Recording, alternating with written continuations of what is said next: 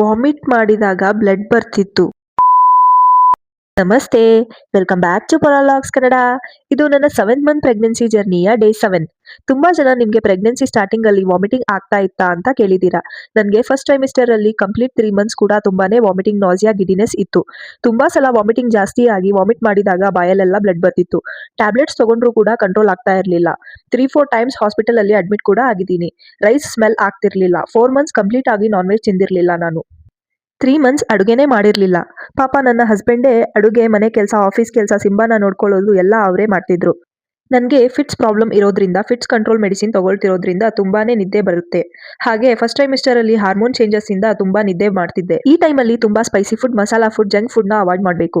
ಆದಷ್ಟು healthy and soft food ನ consume ಮಾಡೋದು ಒಳ್ಳೇದು. ತುಂಬಾ ಜನಕ್ಕೆ ಮಾರ್ನಿಂಗ್ ಸಿಕ್ನೆಸ್ ಇರುತ್ತೆ. ಬೆಳಗ್ಗೆ ಎದ್ದ ತಕ್ಷಣ ವಾಮಿಟ್ ಆಗೋ ಹಾಗೆ ಅನಿಸ್ತಿರುತ್ತೆ. ಈ ಟೈಮಲ್ಲಿ ರಸ್ಕ್ ಆರ್ ಬಿಸ್ಕೆಟ್ ನ ಬರೀ ಬಾಯಲ್ಲಿ ಹಾಗೆ ತಿನ್ನೋದ್ರಿಂದ ಸ್ವಲ್ಪ ಮಟ್ಟಿಗೆ ವಾಮಿಟಿಂಗ್ ಕಂಟ್ರೋಲ್ ಆಗುತ್ತೆ. ಈ ಟ್ರಿಕ್ ನನಗೆ ವರ್ಕ್ ಆಗಿದೆ.